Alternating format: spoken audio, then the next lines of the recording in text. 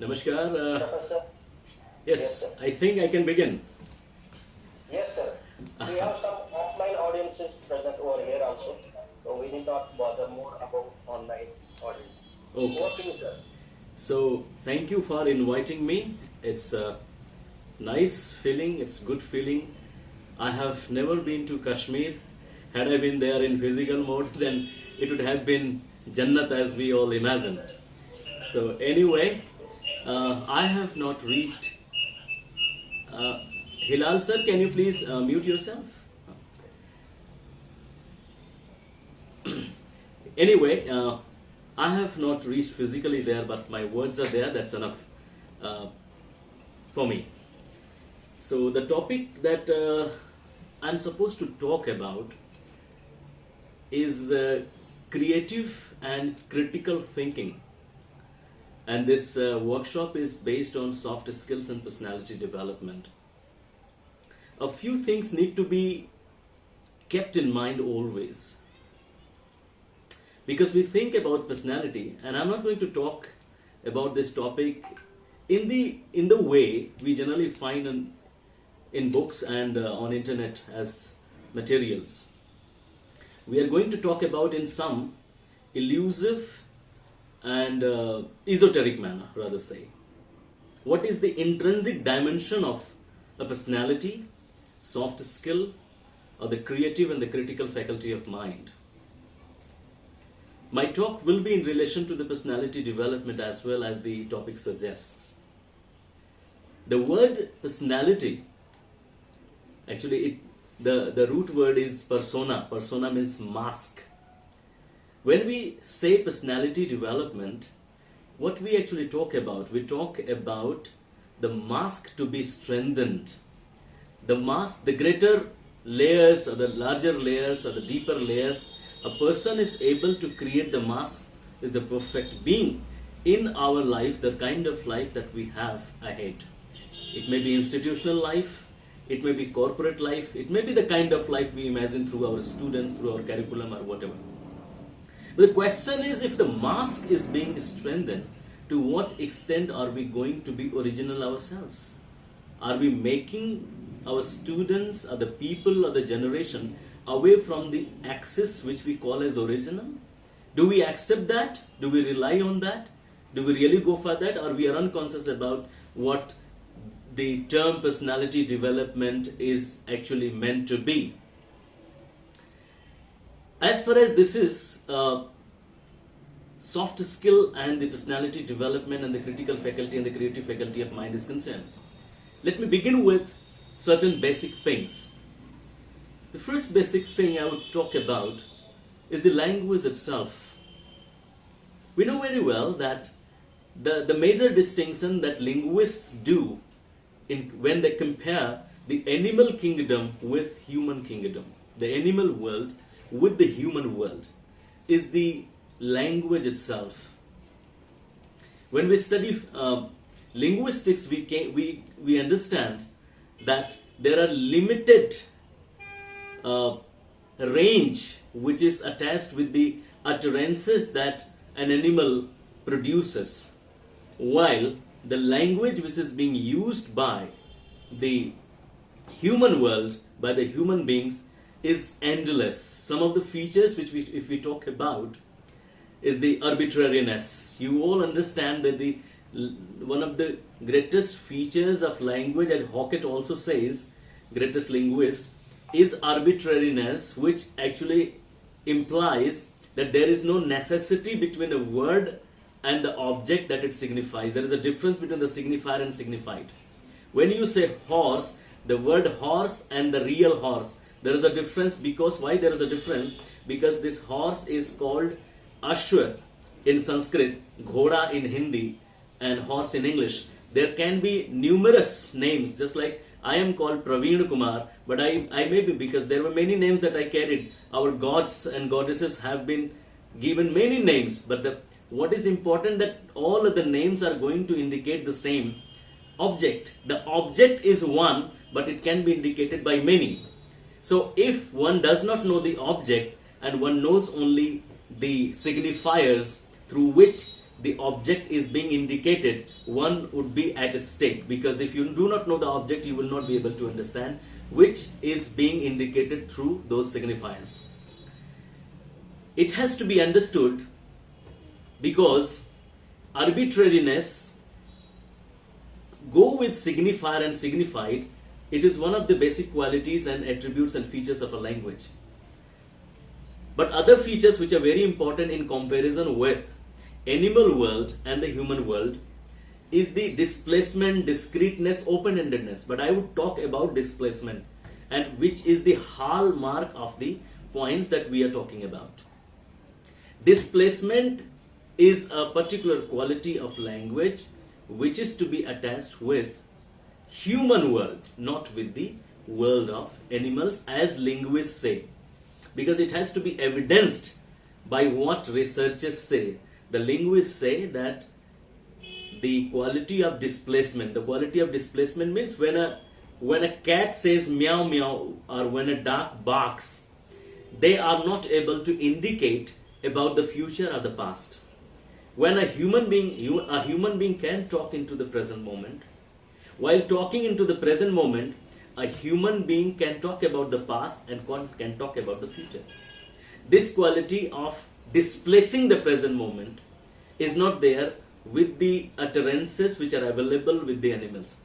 And we have already studied that there are certain symptoms which the language produced by animals are indicative, like the honeybee which hums, and the humming sound indicates exactly the length and the height of a particular hive, at which distance it is placed, and other bees are able to follow that and reach the destination that they actually desire to get.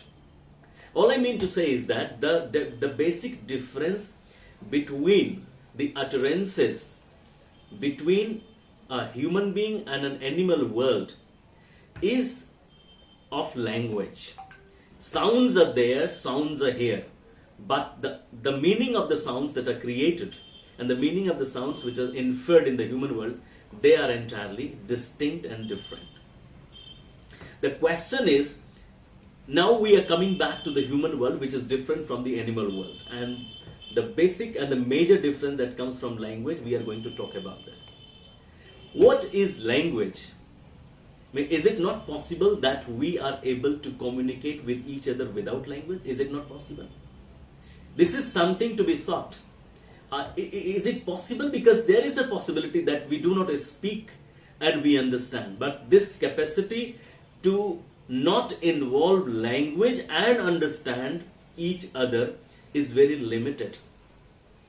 There are people, there can be people, there may be people like our mother. There are moments when our mother understands what a child wants. A mother understands what a child wants at a very deeper level. But at that very deeper level, it cannot be expected of everyone. From everyone we cannot expect. But the possibility of communication without language is there. What is the fact which I am trying to convey? Through language, human beings are trying to communicate. But language is not the only way, and that is why when we are teaching communication, we are trying to understand what communication is. And we also talk about effective communication. When you are talking about effective communication, that actually means there is non-effective communication as well. When you are talking about you can impress the audience, that also means that you may not be able to impress the audience. All it means is that the language has something out of which one is able to impress the audience. Language is something through which you can reach people in an effective manner or a non-effective manner. So language is not something which a person has to use to communicate. To communicate, because communication is an art. What is there in your mind can exactly be read by the other person. But when language comes in between us and the reader and the audience, then as the audience is not able to know what I am thinking, what the sender is thinking, in fact, then the job of sender becomes very important in the sense, because now the sender can use methodology and methods in order to reach in an effective manner. If the reader is not if the sender is not a craftsman, is expert or a connoisseur, then he or she will not be able to be effective.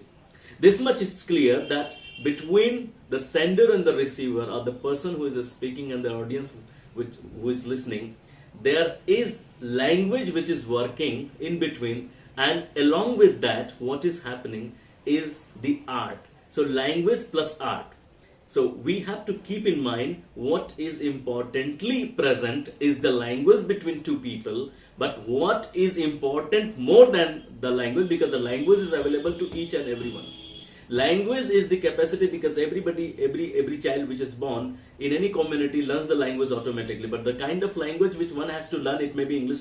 Suppose we are talking about English language. So English language you have known, but you need to be proficient enough to communicate in the effective manner. That is very important. So language and the art becomes very important. If somebody does not have the art, language, just knowing the language is not going to be sufficient enough to communicate with the other world.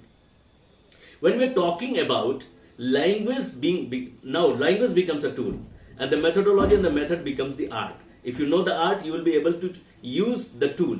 You will be able to use language as a tool, and you will be able to effectively create the communication process. About communication, we have always been telling that whenever you are trying to communicate, it is never the fact that you are able to exactly communicate what you are telling. Actually, everybody is free to, and this is the deconstruction theory, that the language is actually free. And Roland Barthes, we have already studied, has said that the author is dead. Means when I am speaking, I am actually dead in the sense, because what I am speaking, or what the author has written, what is reaching the audience or the reader is the words only. I am speaking, and what is reaching you is words. What is reaching to a reader written by an author is words and words and words only. So we listen to words, we read words, we see words, and we try to mean that.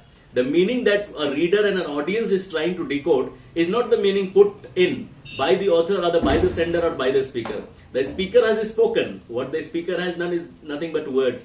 And words now are being decoded by the audience, by the reader, and now the reader is free to mean the way one wants. And that is why one text, and we have many interpretations. We have many ways of looking at a text, we know. And that we call creativity, but that is not creativity in the sense, because everybody, the way one is brought up, the kind of ideology, the kind of coloring our mind has gone through, in the same way we go.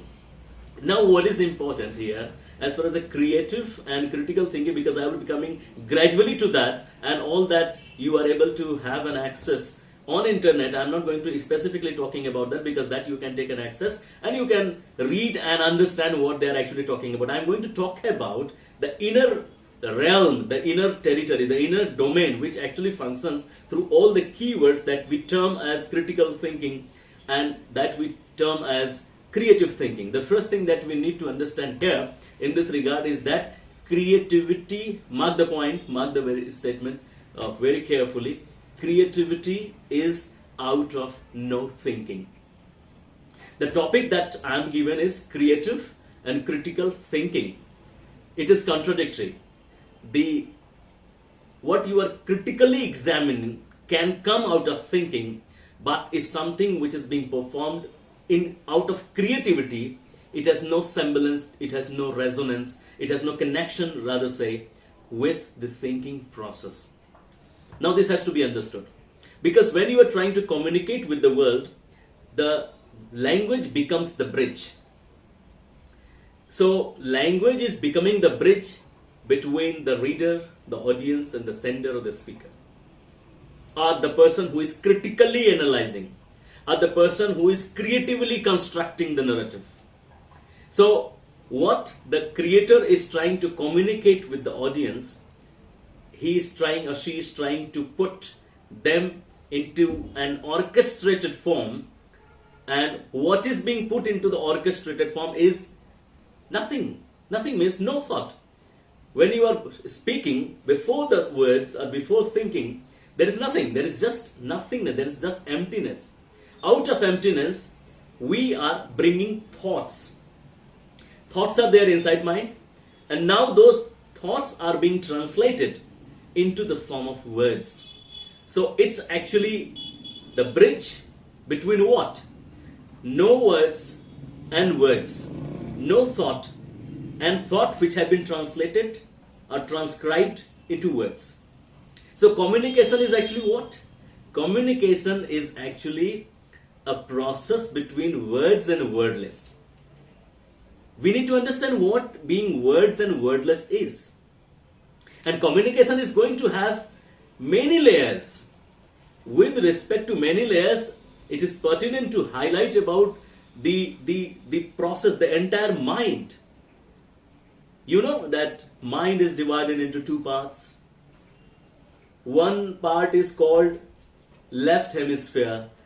This part is called right hemisphere. The right hemisphere is connected with the left hand, and the left part of the brain is connected with the right hand. And if you study a little bit of psychology of writing with the right hand, and you will come to know that there has been played a politics with the humanity, because society actually wants robots. When people are mechanically orchestrated, carved out, created, then those people are agyakari. Those people follow what the instructions are given. So only a robot can do this. A living being will not do. A living being would be a rebel, because a living being can think on his own, on her own, and they can propose new things, which the society actually does not accept. So writing with the right hand is emphasized in our society, and the basic politics that psychology talks about is because it is connected with the left hand, and left hand is what? Left hand is, left part of the brain is connected with the right hand, and left part of the brain is calculative. It is mathematical. It is not poetic. Poetry is there in our life, but it comes from the right part of the brain, not from the left. But the effort of society is to make people left hemisphere, not right hemisphere. That's why there is an emphasis on that. But the kind of, remember, the kind of product, the kind of generation, the kind of being and the student we actually want through these courses is what I referred in the very beginning, the word persona.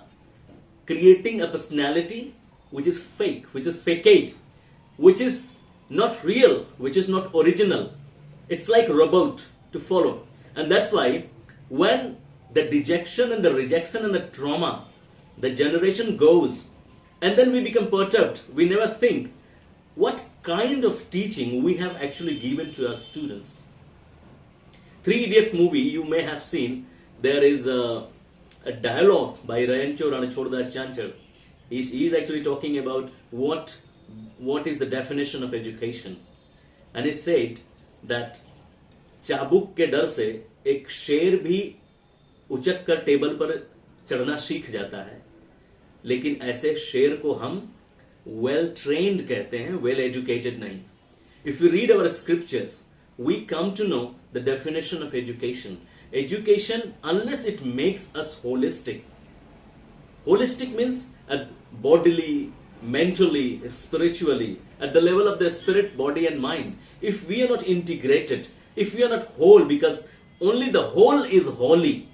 We have the concept of holy sacredness, but how that sacredness is achieved is the question. Unless one is integrated within, one will not be able to.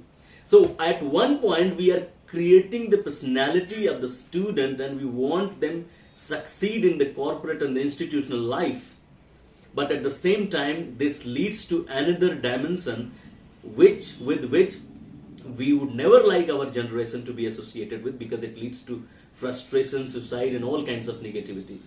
We want them stretched on two wings. So the original thing is that we must make our students more and more, because they must question about what is the purpose of life. And the purpose of the corporate world and the world that we actually talk about in relation to the training of these courses is profit and profit and profit. But what is the profit is also to be questioned and to be pondered, to be cogitated. Why do we not talk about ever the profit of health, the profit of peace, the profit of coolness, calmness, affection, fraternity, compassion? Why do we not see profit in that? Why it is the profit of money only? Why it is the profit of only grabbing something? It is something to be talked about.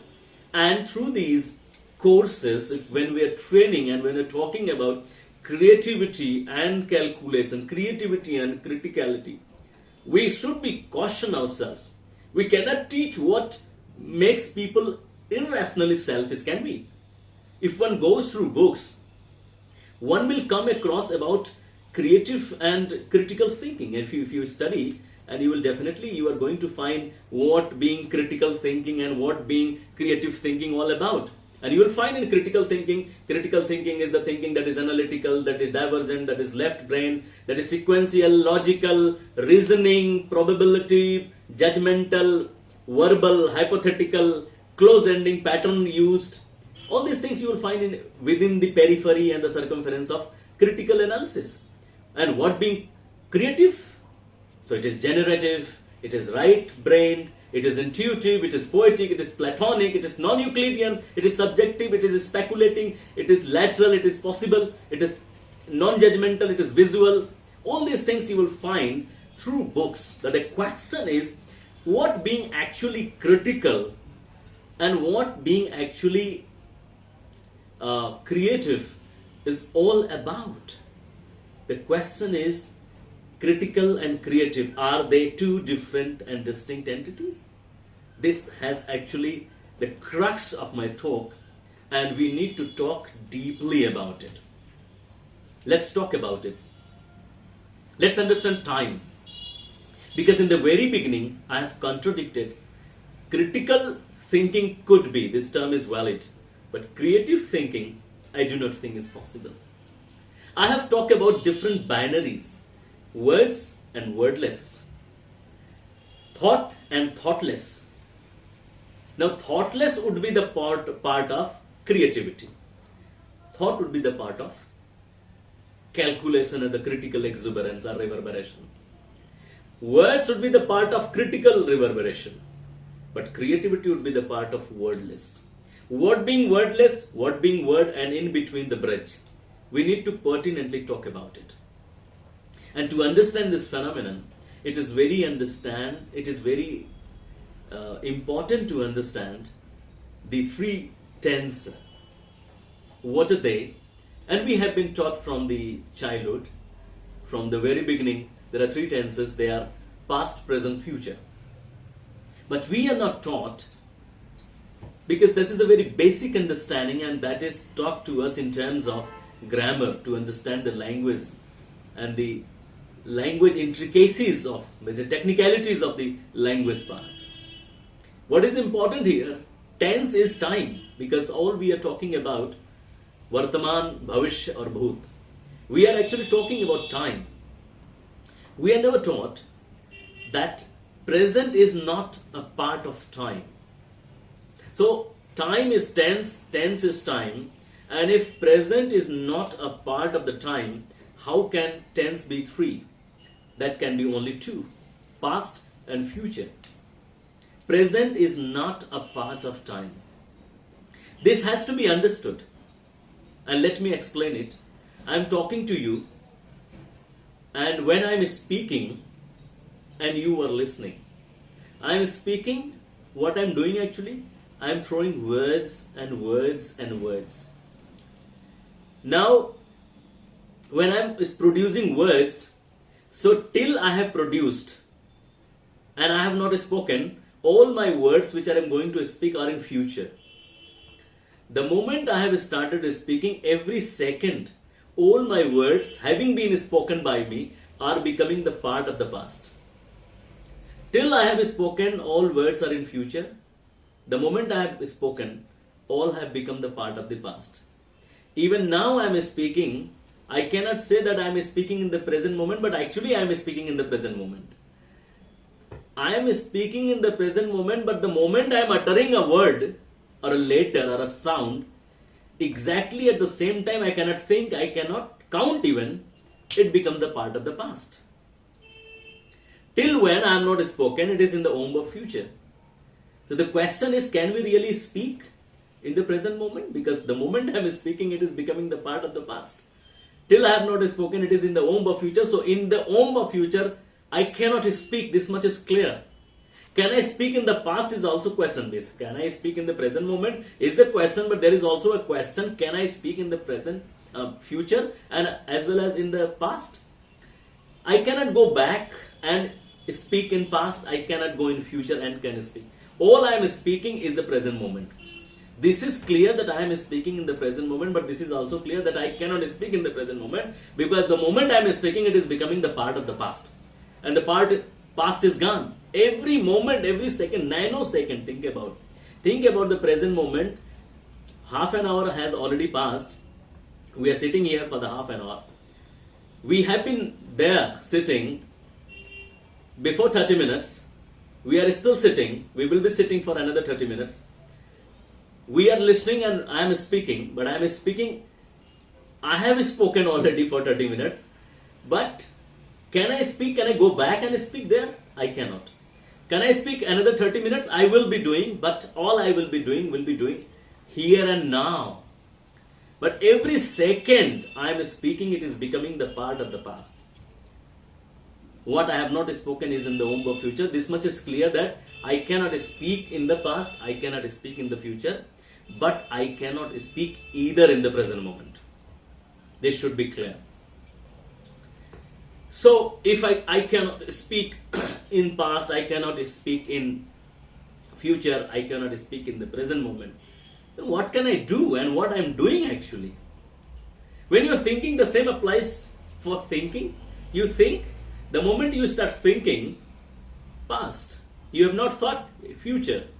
You start thinking in the present moment, and everything, every moment, all words and utterances become the part of the past. The question is, what can be done in the present moment? Can anything be done? You will ponder, you will contemplate, and you will come to know nothing can be done in the present moment, though we know that we are in the present moment. And all that I am talking about, this presentness of the present moment, is related with what being creative is. And that is very important to understand. Instead of talking about all those keywords which we have already been taught, which we already get an access to on internet and in books. I'm talking about the inner landscape of how a person becomes critical or a person becomes creative, and what being creative and critical mean actually. So one thing is clear, that you cannot or we cannot speak in the present moment. We speak and that becomes the part of the past, or we do not speak, it is in the womb of future. Speaking and thinking are the part of future or past. In the present moment, you may speak, you may think, but that will not be into the present moment. Despite the fact that it will be spoken in the present moment, it will become the part of the past. Then if thinking is not possible in the present moment, then what is possible? So thinking becomes the part of the past and the future. When you are talking about a text, suppose you are given a text, a poem of Shakespeare, you are going to analyze it. So all that you are going to do will perform, because you are going to critically analyze the text. This is all about critical analysis. What you are going to do?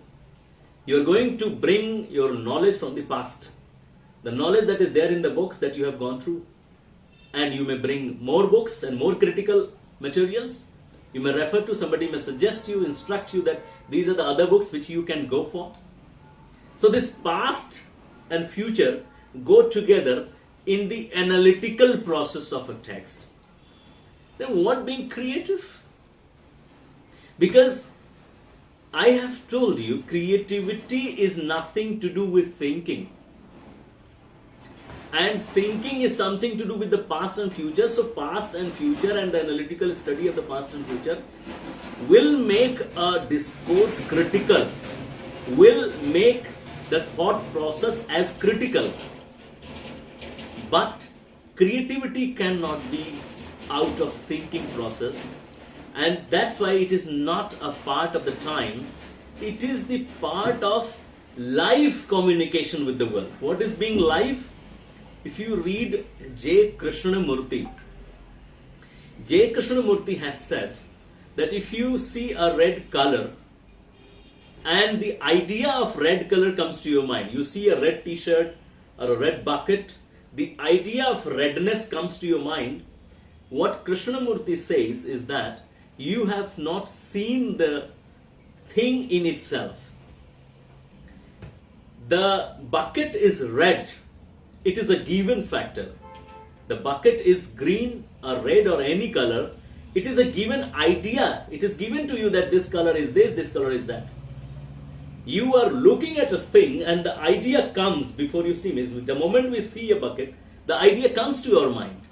Now you are seeing the idea, or you are seeing the world through a prism. And what does a prism do? We know, we all have a little bit of science, we all have studied. It lets you see the world with its own color. Maybe there is one color and it refracted in many colors, 7 colors or whatever colors there are.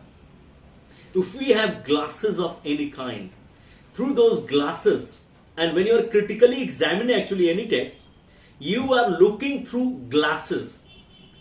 And how can, means, because even if we are critically examining a text, we think that one should be unbiased. All these points are the most important would be being unbiased. How could you be unbiased? Suppose one has read 100 books and one is given a text to analyze. All that one is going to do out of 100 books. Another person comes who is given 200 books.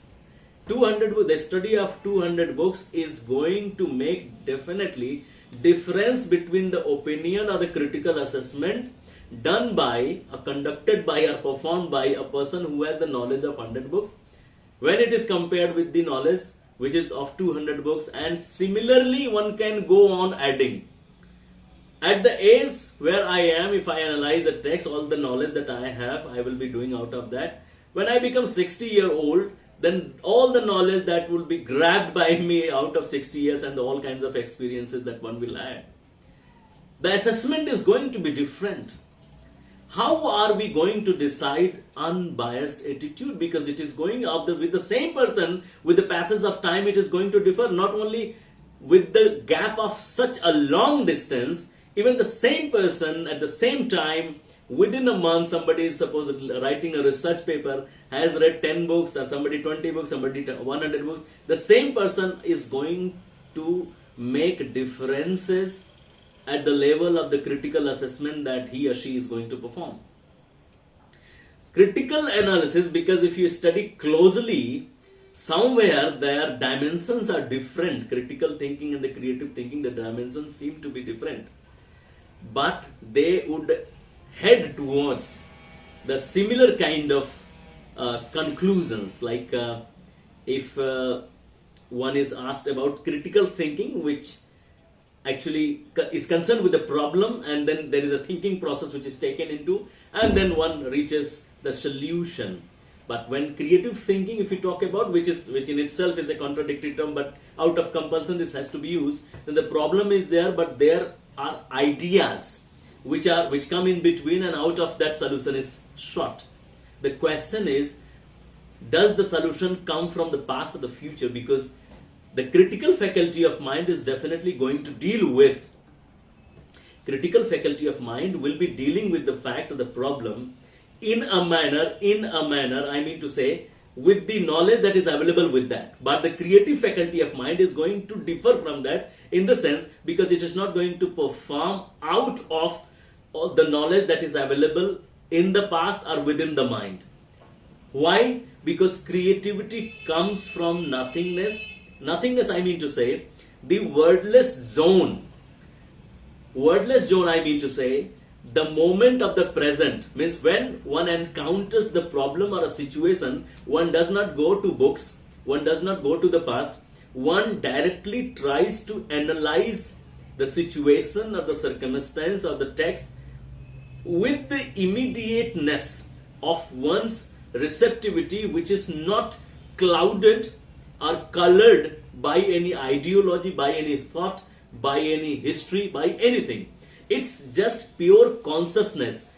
The object and the person's consciousness directly encounters. How is this directness is supposed to be acquiesced is the question, because when we are talking about past tense and future tense, they are related with the thought process, because you can think about the past, you can project your imagination onto the future, and you can do all and everything about the past and future at the level of thinking, but at the level of present, at the level of present tense, which is not a tense and which is not a part of time, you cannot think. All that you can be is to be in the present moment. You can be in the present moment, but you cannot think about the present moment. You can live the present moment. Means if you can live the moment, you cannot think. If you think, you do not live. Getting my point? If you are thinking about anything, suppose you see a rose flower, you think, so you have not seen, as Krishnamurti says. But if you see a rose flower and you do not think at all, so the beauty that it is able to produce will be directly experienced by you. I'm making a difference between the direct experience of the world and getting through words and thoughts. And that is the basic difference between Darshan Shastra and philosophy.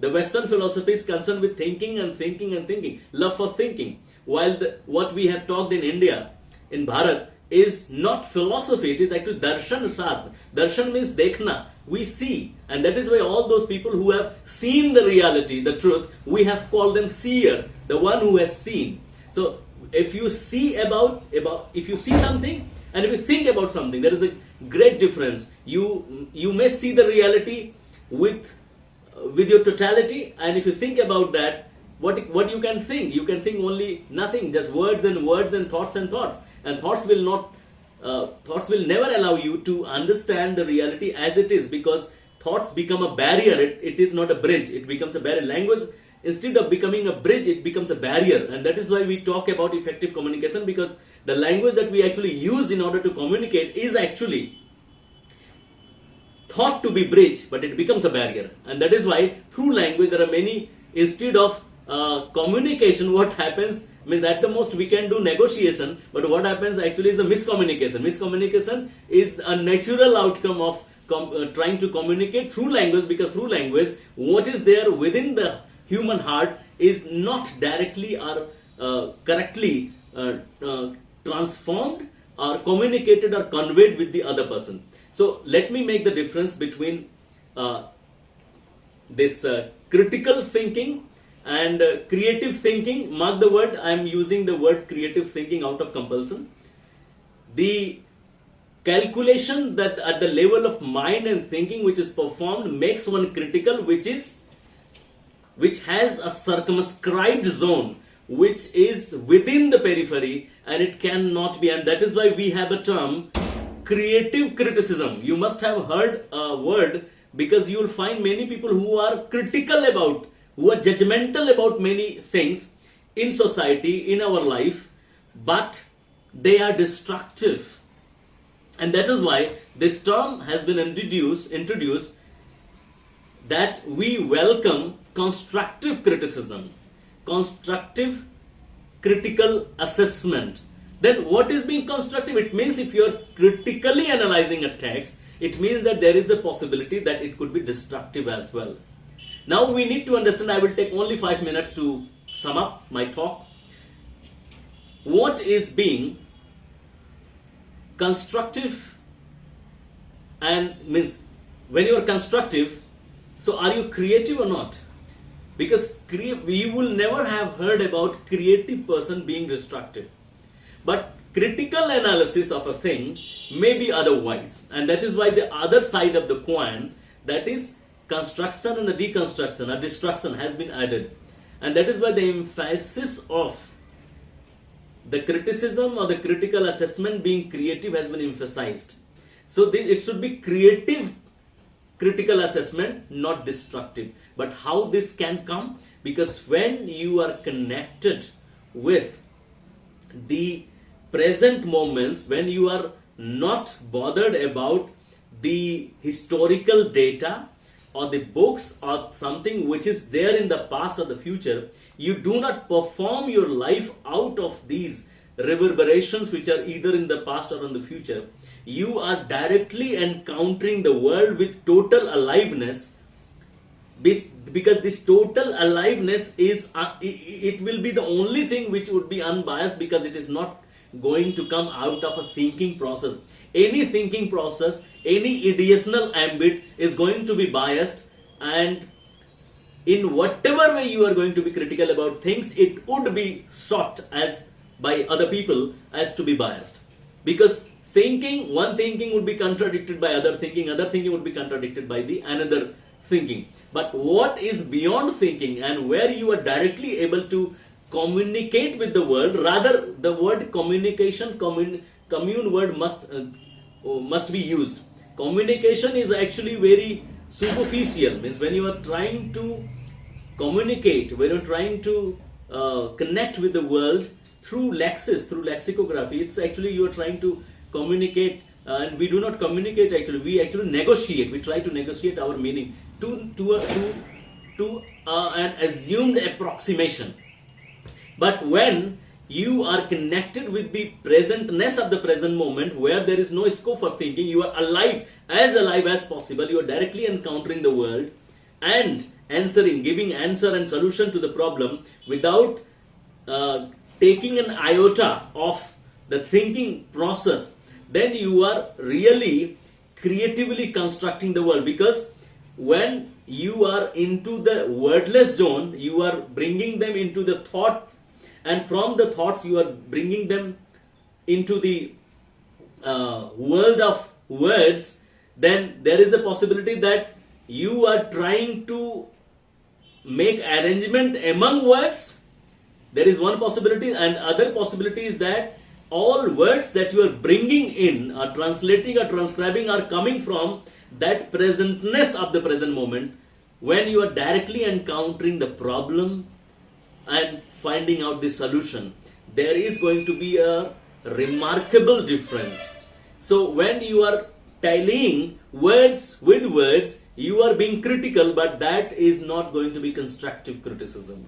When you are directly in contact with the presentness of the present moment, then you are actually connected with the wholeness of life.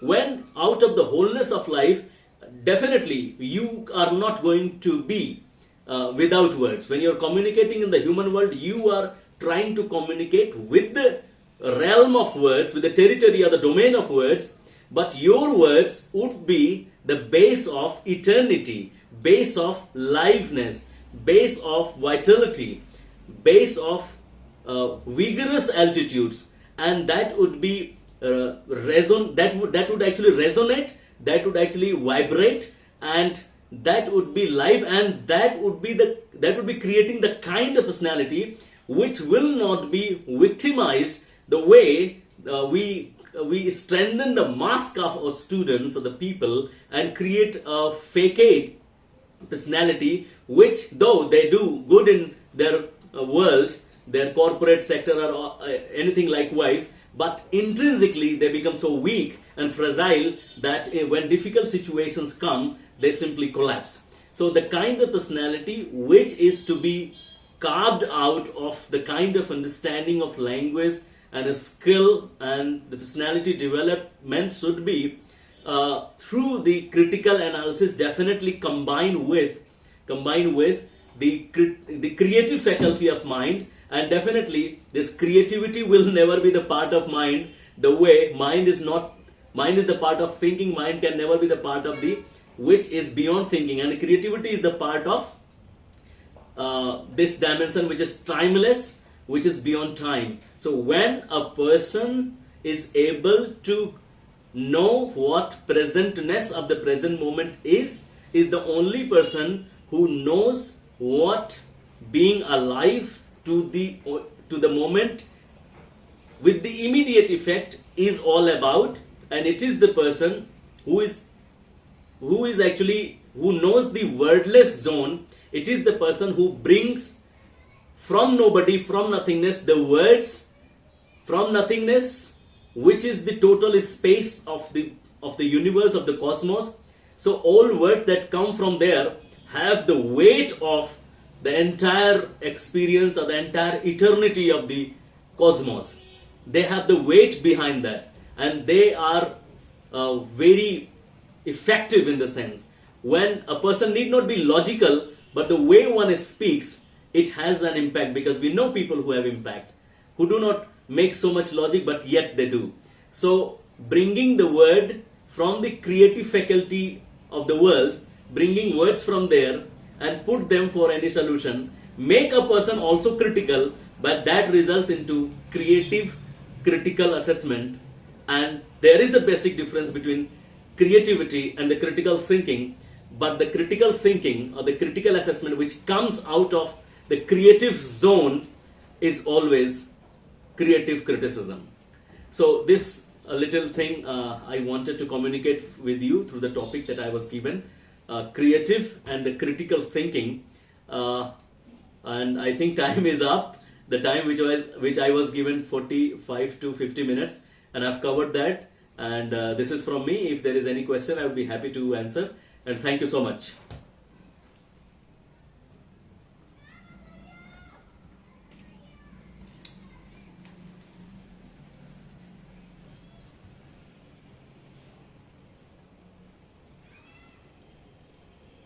Let's see if there are any questions from the offline audience.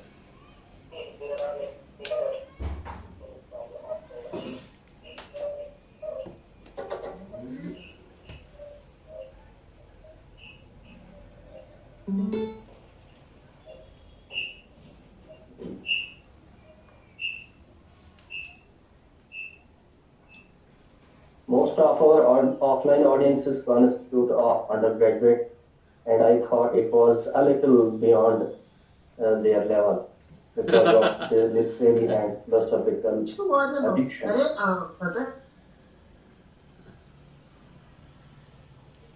We were expecting those conventional type of words where we could understand what creativity is all about on normal plane, what creative thinking is all about, how one can be creative. But it was highly overshadowed by that pure literary critical analysis or critical and philosophical analysis. Over to online audiences, as we can see, there aren't any questions from the offline participants. Yes, there is a participant, Professor Saeed Khalid from the host college, and she is in the Good afternoon, sir. First, I would like to come in and thanks to you, sir, for this wonderful and enlightening session. Thank So you. it was really a very, very informative and a very unique kind of a lecture. Thank you. So it's not actually a question. I can say that I want to clarify it. Yeah. You meant that when we talk about creativity, we are more in a zone of wordless. Yes. Rather than when we are in a critical field, critically analyze something. Mm-hmm. So in creativity, we are more in a wordless zone. Mm-hmm. Is it, sir? Yeah, I mean to say there are two ways of life to live. One where you are the doer, and other is when things happen. Like if something happens in our life, we can say there are two possibilities. I can say that I have done, or I can say Khuda has done. So when you leave the world onto the other agency, you are leaving or allowing the whole universe to function through you. And the other possibility, because it is said about the life of Rabindranath Tagore, because there is one way of writing poetry that you write, and there is another way that you allow the power to write through you. So when you allow the power to flow through you, you are allowing the universal creativity to write. You become just a medium. But there is another way that I am the poet, I will be writing it. So it becomes a very minimal. You may be critically thinking about an aspect. You can write a composition, but that will not be that cannot have the weight behind it the way we have in the poetry of all the esoteric poetry of Upanishad, Quran, and this Rabindranath Tagore, or all the mystics, Kabir, Mira, and all. I hope I am clear. Please unmute.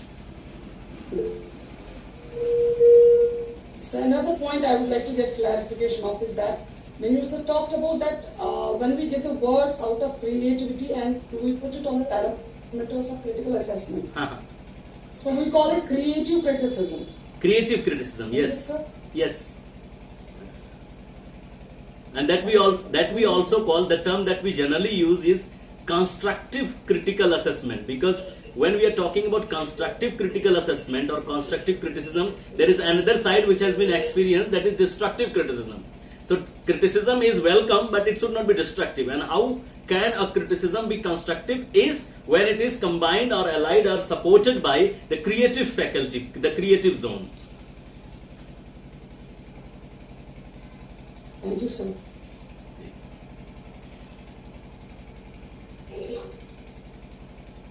What to the online audience?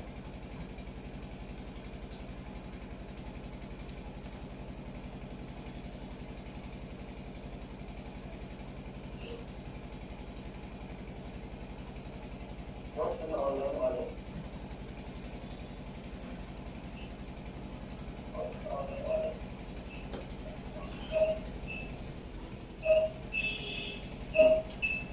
I assume there are any questions from online audience.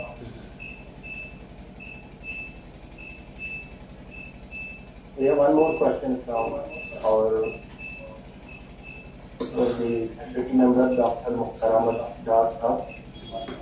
Thank you very much, sir, for this interesting talk. It was really thought-provoking. My basic question, which I would like to ask is, you made a distinction between destructive criticism and a constructive one. How will we differentiate between the destructive criticism and the constructive one, and how does it reflect the personality of the person who is doing this destructive or constructive criticism? What do you say? Thank you for this nice question. Actually, creativity has always been respected. Please unmute.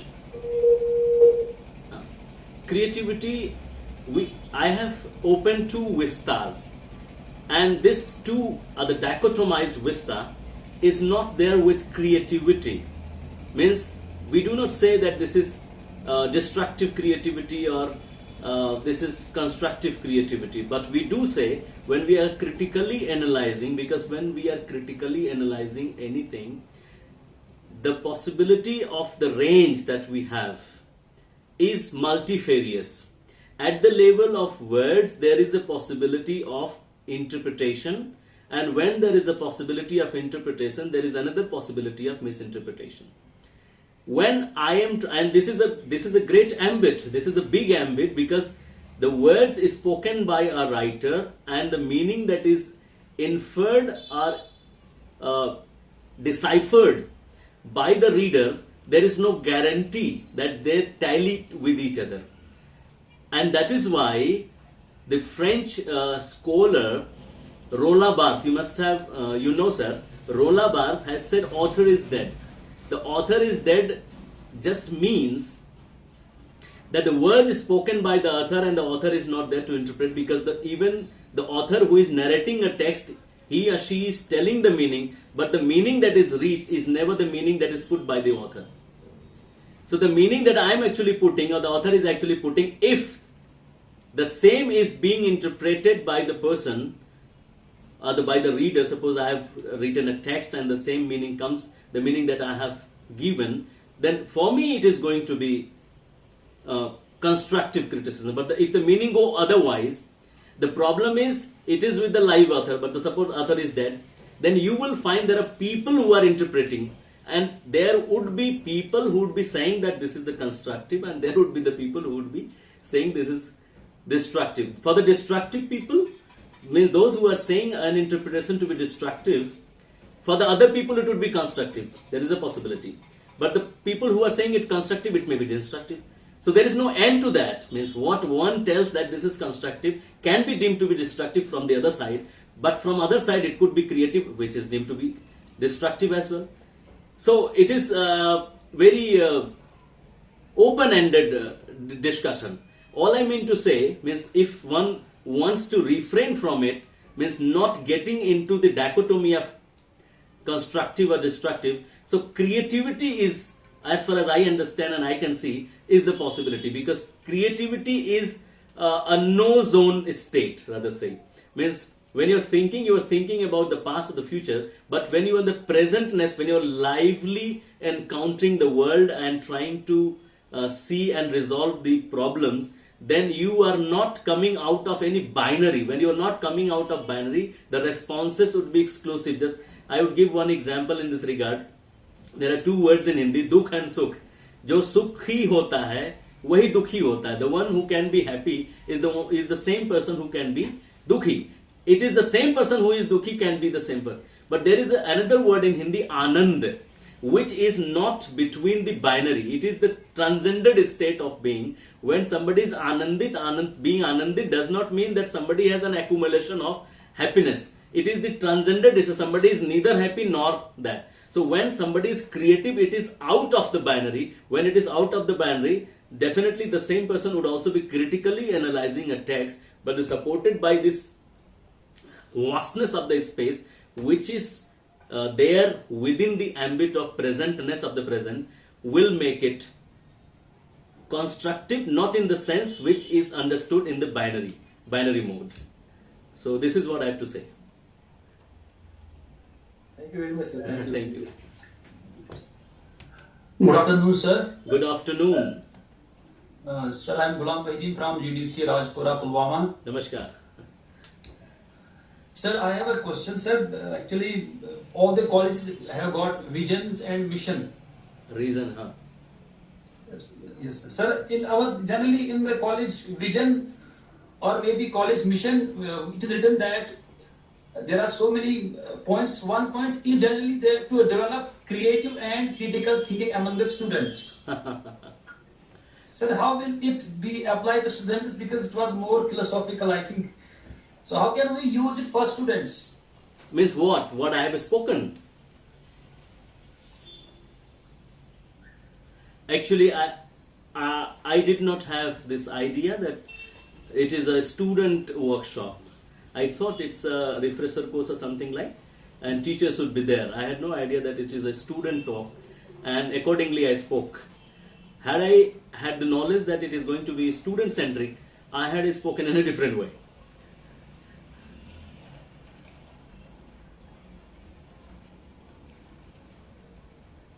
We have, sir, heterogeneous participation in this workshop. Means there are majority of the faculty members from across various departments. So, but at the same time, we do have student participation as well. Even for non-literature students, this may have sounded as what appeared before the students. I could surmise. Anyway, sir, I would like to repeat the question posed by this faculty member from Government Degree College, Rajpura, Professor Ghulam Bahidin.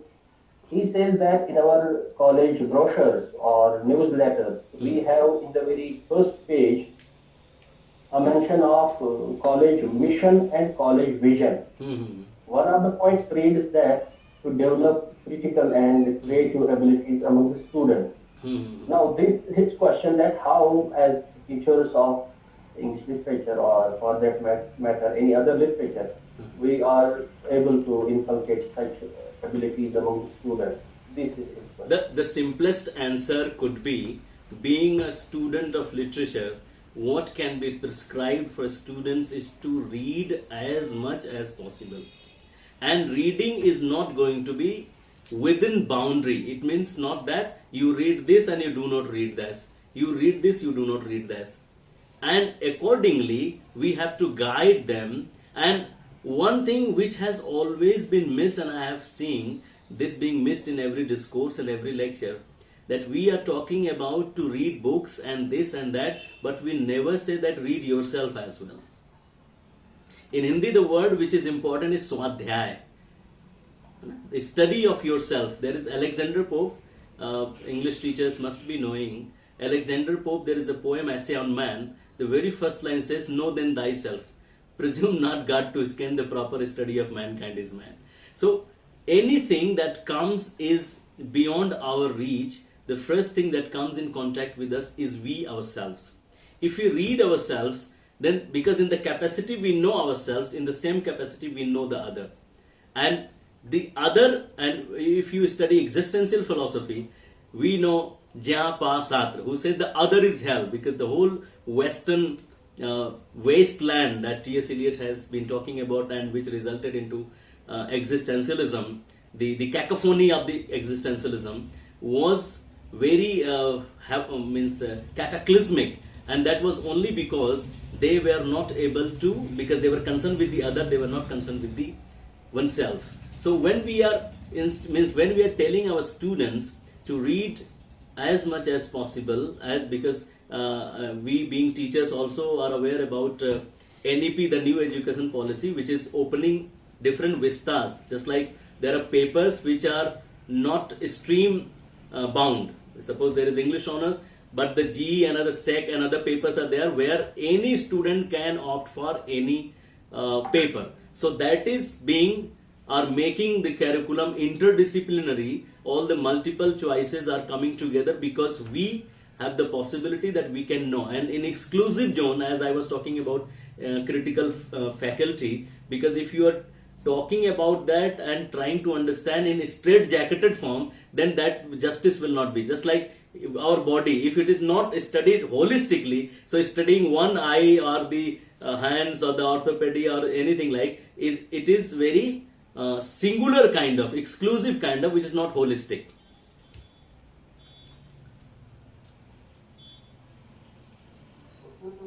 So I have one more. That creativity can be taught, and once it is taught, do you think that it loses that charm or that natural flair which is within you? No doubt there are so many institutions which are teaching us creativity right now. But This do is you agree with this point that this is the very charm this and is the very natural flair, and definitely. you write it off your own? This is very pertinent question. It is very this is very pertinent question. Can creativity be taught? There are things which cannot be taught is also taught. Just like it is in Sanskrit, it is a vidya dadati vinayam. Education is what gives, what makes you, brings humility in you. You become docile. It takes you away from ego. But if we try to analyze our education sector and the education procedure and everything, we will find just the opposite. So if we follow that a norm, then all that we are doing is just the opposite. If this is what we are doing is the norm, then all that which is said earlier is bogus. So you have rightly pointed out, creativity is actually cannot be taught. But it cannot be taught, it does not mean we should not teach it. Teaching should be inverted. Like when we are bringing up a child, if you obstruct a child that don't do this, the child is going to do this. Don't go there, and you will find child going there.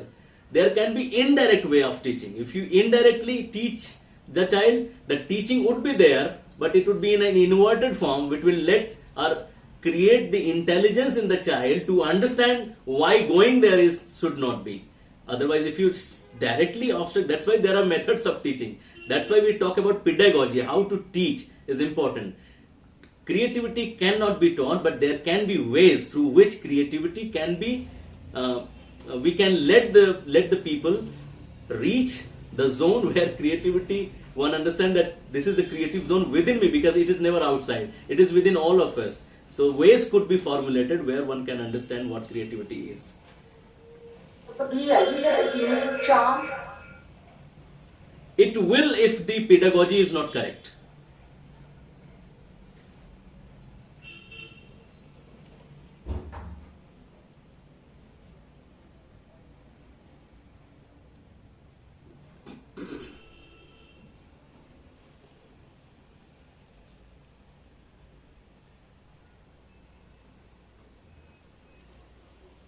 Yes.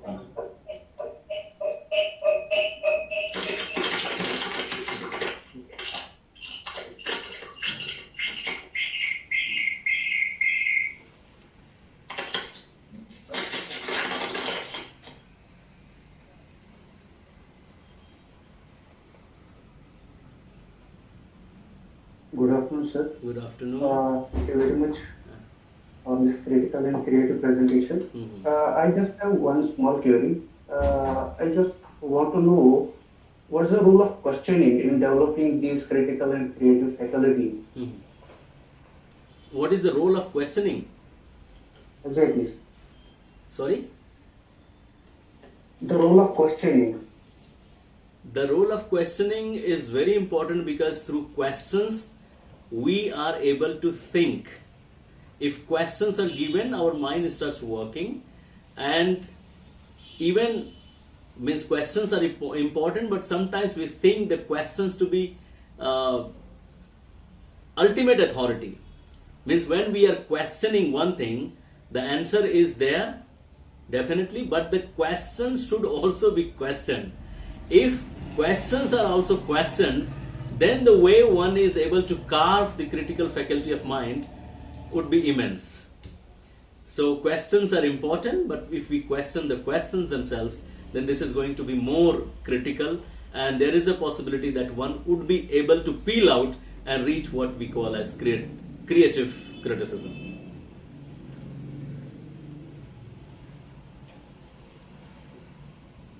Thank you very much, sir, for these highly satisfying answers. Thank you, sir. Now, for formal vote of thanks, I invite Professor Dr. Mukhtar Ahmad Jha Sahab. Over to Dr. Mukhtar Ahmad Jha Sahab. Thank you very much, Dr. Hiral sir.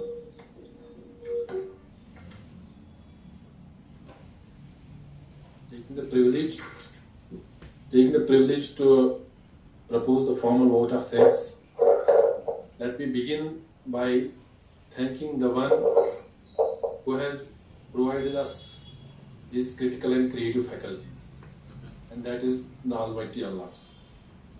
After that, my thanks goes to the head of the institution, Professor Mushtaq Ahmad Loon Sahab, who always supports us and I would say eggs us to organize such workshops. And now I quite wholeheartedly would like to thank our today's resource person and guest of honor, Dr. Praveen Kumar Anshuman, who has maybe made us realize the importance of our creative and critical faculties. Thank you, sir, for such a very interesting and thought-provoking talk. This talk will reverberate in our hearts and minds for several months to come.